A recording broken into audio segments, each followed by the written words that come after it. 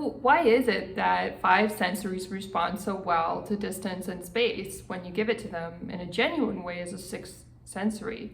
The reason why is because they sense that you are mysterious, that you are doing something that's more important than spending time with them. And when they get that, they understand that your time and your priorities are valuable and not something to be toyed with.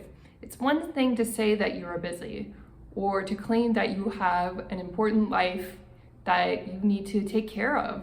However, if you don't back that up with actions, how do five sensories believe you? How do they know that you're not just binge watching TV on end? Well, the way that they know is through your energetic signature. And ironically, they don't believe in energy signatures, but they will sense it and they will pick up on it when you're busy with something that's genuinely valuable. They will sense it when you have an important priority, like you're taking care of somebody who's vulnerable, like you're caring for a sick family member, or you're taking care of a niece or nephew or a small child. When they sense that you're doing something very important, whether it's for your family or it's for society, they will respect you more because they will see that you are an upstanding person trying to do the thing that's good for society, good for your family. And then that's when they will really respect the time and distance that you give them. Now, five sensories who don't respect this and they assume that you're toying with them when you're really not and you're just genuinely busy with important things probably aren't the right match for you. They're probably not going to have a good influence in your life. Sometimes five sensories are vying for your attention because they don't really have a high quality connection to offer you. And so they're trying to pull it out of you so they can get their needs met in some kind of cheap way. And that's something to be aware of as a sixth sensory. Nobody really deserves your time and attention, and you don't deserve to demand their time and attention either. So if somebody's being very needy for that, you can be patient with them a little bit, but you have to live your own life. This principle works best if you actually have a life. And many sixth sensories are scared of coming out of the closet. They're scared of owning their intuitive abilities because what if somebody says that they're wrong, or they call them a name, or they don't agree? Some five sensory points the finger and says you're not being logical. First of all, we're way too scared of that as sixth sensories. Look at some political campaigns. Do you think that they are designed on logic? No, they're designed on emotion.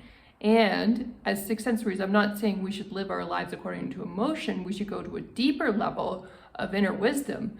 But logic is not the be-all and end-all holy grail that our society makes it out to be. There are other factors that are powerful going on in the world. And if you use your inner wisdom, you've got a good sense of how to channel powers that be into the things that you're trying to accomplish in your life to do good.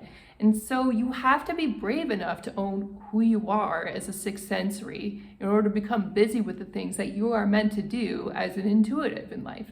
If you're stuck there and you're blocked and you're sitting around doing nothing because you're too paralyzed by fear to be who you are, and you're too scared to tell the world about what you do as an intuitive, that's when you're going to likely run into your problems with relationships with five sensories. It's because you're being incongruent and you can't live the way that you need to in order to give five sensories space and time, because you can't give it to them because you haven't given that space and time to yourself.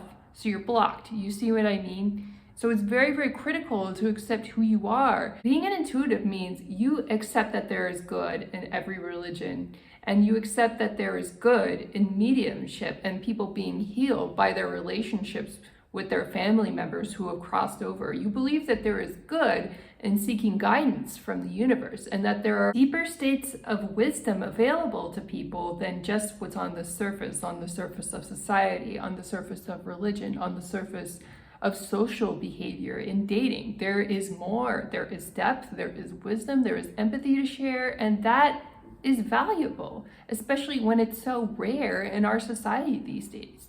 That's why these services do require people to pay something for them, because you can't just go to a walk-in wisdom clinic to get what you need in life.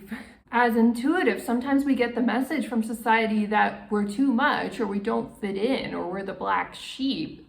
And ironically, we are actually the teachers, we are the leaders who are going to help everybody get to the next phase of evolution. But we have to own who we really are and be willing to put ourselves out there to a certain extent in order to be of service to other people.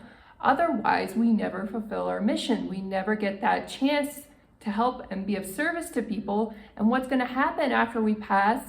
Spirit is going to ask us, what did you do with the life that was given to you? You're going to say, well, I tried to get married, but it didn't work. That's not going to be a good use of your life. So I hope I'm enticing all of these viewers a little bit why space and distance is so important and why it's so critical for you to live your life, rather than worry too much about your personal relationships. Give them space, and most likely they will actually turn out to be healthy relationships, but it's way more critical for you to live your mission and do what it is you need to do on the planet while you're alive and you've got this chance. And maybe we're born at this time of history in humanity when marriage is so difficult and people are getting divorced left and right because we're meant to spend more time and energy on our purpose rather than on worrying about partners or cleaning the house or child rearing responsibilities. Also, as a side note, if you do encounter someone from a strict religion who disagrees with you for whatever reason, an important thing to understand about the religions is that they are right for certain people during their lifetime, and that is their path, that is their journey. And that will help them grow and elevate so they can become more broadly informed and aware potentially in another phase of evolution whenever that happens for them. But you can't control another person's evolution. All you can do is let go if they are not receptive to something that you're trying to share with other people, or if they're criticizing you. Understand that they're on a different journey than you are as an intuitive, and it's okay. And you can just let them enjoy their journey, and you can stay true to your own.